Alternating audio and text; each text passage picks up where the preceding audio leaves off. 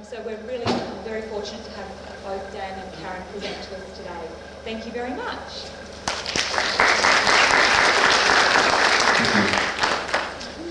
It's quite novel, actually, as a teacher, to be stood in front of about 100 people who are actually, one, all going to listen, and two, might actually be interested in what I've got to say.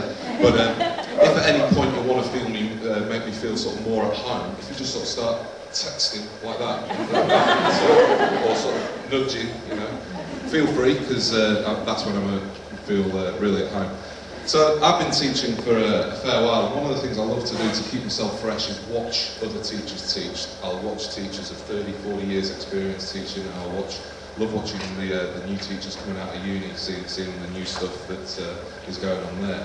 Not so I can sit there and be critical of what they're doing, but really so I can take what they're doing and see what I can do to enhance my own teaching. But I've got to be honest, I'm very critical when I see one thing happen, and it happens across the board, and this is what happens.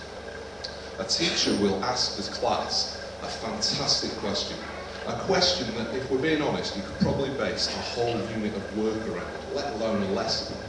But what infuriates me is that they ask this fantastic question, and then they give the kids about 30 seconds to think about it, and then they give them the answer anyway. So please don't judge me, because I want you to take 10 seconds and think about what you think the purpose of education is. 10 seconds. Hello. Thank you. Just let that stir and ferment and bubble around in your head, because we'll come back to it a little bit later on. But I'm just going to be a little bit inflammatory, confrontational, call it what you want. And when I say I am, what I really mean is Edward de Bono is one of our modern day thinkers, because no one else in the modern day thinks, but he's always called a modern day thinker. And he believes that the apparent purpose of education is to convince 2/3 of the population that they really are stupid. And when you think about that, that's actually true. Because if we look at the stats for Australia, about 30% of our kids go to university. About 30%. Obviously, dependent on your socioeconomic status, the schools you teach in, your stats will differ. But across the board, about 30% go to uni. And this does a couple of things. What I've found is, kids will either leave school not knowing what they're good at, or they'll leave school only knowing what they're good at. So let's look at the education system as we have it at the moment. Essentially, no matter what school you're teaching, the model of education we have at the moment is the same model that was basically developed to meet the needs of the Industrial Revolution. Now, if you've heard Sir Ken speak, Sir Ken Robinson speak, that's basically his thrust. And on my tour, I was lucky enough to spend time with him talking about his stuff and my stuff, and really how we can look to change education, not just to meet the rising rates of depression, but actually to help kids flourish. I played golf because my wife decided that I was too old, too slow and too unfit to play rugby anymore. And she's always right. So I play golf, and the golf course is a very different place to the rugby field. On the golf course, you can talk for 4 hours to your opponent about the small things in life, what they do, how many kids they've got, those kinds of where they went to school. On the rugby field, it's not quite as conducive to that. But I've found over the last, I've been a member of the golf course now for nearly 2 years, and it's only recently I've noticed a very strange phenomenon. Whenever I tell someone I'm a teacher, when they tell me what they do, if it's a trade, or if it's something mechanical, or if it's something manual, they say, oh, I'm just a.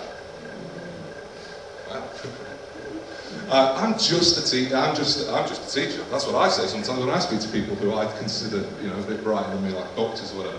But I'm just a plumber. I'm just a car mechanic. Now, and I say to them, listen, mate, when my toilet's blocked, you are the smartest person on earth. When my car is broken down in the pouring rain and my 2 kids are screaming in the back and the missus isn't happy with me because she told me to check the radiator level and I didn't, the NRMA guy is the smartest bloke in the world.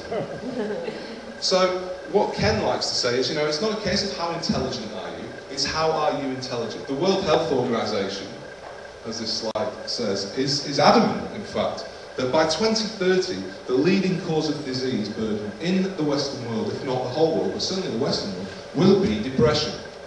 Now what that means is, the kids who are going to come back into year 7 after this holiday break, by the time they're in their mid-30s, will face as bigger risk of depression than from any other disease. Any other disease. And I think we've got a moral obligation to do something about that as teachers. And I'll say a little bit more about that later on. Now, going back to that education question. Would anyone like to tell me what they've got in 10 seconds? Yep. To empower young adults to learn for themselves, great. Anything else? If I'd asked the question to kindergarten kids, before I'd asked the question, every hand would have gone up. If I'd have asked it at the end of primary school, half the hands have gone up. If I'd have asked it by the end of high school, 10 hands. Ask a room full of adults, 1 hand. 2 hands over there. I'm going to, yep. To provide the necessary skills that will lead you to a successful and happy life. Okay. Successful skills, empowering kids, teaching skills. I'm going to throw another one out there because often people go nod when... But you know, I think education should be about giving kids skills to meet or rise to the challenges that their lives are going to present to them, whatever that might be. Now, any challenge you set yourself, you're going to have a better chance of meeting that challenge if your health's in order. And I would also argue that this is probably the most important challenge, your health, or the health of your loved ones. This is the most important challenge. So what can we do about it? This is my layman's PDHPE teacher's look at depression, and I apologise if I offend any health professionals in the room. I'm going to give myself a rap. I am a good PDHPE teacher. I know my stuff. I get on with kids. But there is very little I can do to change the biological makeup of my students. As much as I'd like to sometimes, I just can't do it. But what I can do is look at the other 2 sides of the triangle. So the kids come to me with a biological makeup. They are going to be more predisposed to depression or not. That's just the way, you know, the cards fall. However, as schools, we can look at behaviours and we can look at environments. Now, behavioural skills, I believe, can be taught through various programs. And you're going to hear from some fantastic people today. You're going to hear from Jenny Fox-Eads in particular on video now, because the teachers in here will know that everywhere in educational reform at the moment, it's a move to standardisation. And I think we need to go in completely the opposite direction and personalise it. Rather than standardise, we need to personalise. And to use Jim's word, we need to humanise it. So by taking these programs which exist, rather than saying, oh, that's a fantastic program there, or when you go to the workshop, say, oh, that's a brilliant program there, yeah, certainly take it on board, but be critical, be professional in the way you apply them. Think about it. You are the experts on your school. You are the experts on your students. The other thing we can do, now programs are fantastic, programs are really good, but unfortunately, time and again, you'll see programs, we've heard more before, if they're not shelved away, if they are implemented, often they'll be let down by the environment that they're in. And I don't know if I'm happy with that word brand, but I think that if you think in terms of branding, what does your school's brand actually say? And by brand, I mean the environment that you're in, so the way it looks, the way your staff conduct yourselves, the way the leadership team speak to the staff in general, day-to-day interactions. How do you report to your kids? What prizes do you give at prize giving? You know, what does your brand actually say about your school? Because it's all well and good going into a classroom saying, hey, we really value you as a person and your strengths, and don't worry about the fact that you're not very good at maths, English, science, blah, blah, blah, blah, blah. If we say that and we help them nurture in another way, but then on the report we absolutely slate them because they're not very good at maths, English or science, there's a big conflict and the kids see through it in an instant. Kids have the best BS detectors in the world. So that also means that teachers have to live this. I'm a firm believer you can't have a flourishing student body if you don't have a flourishing staff body.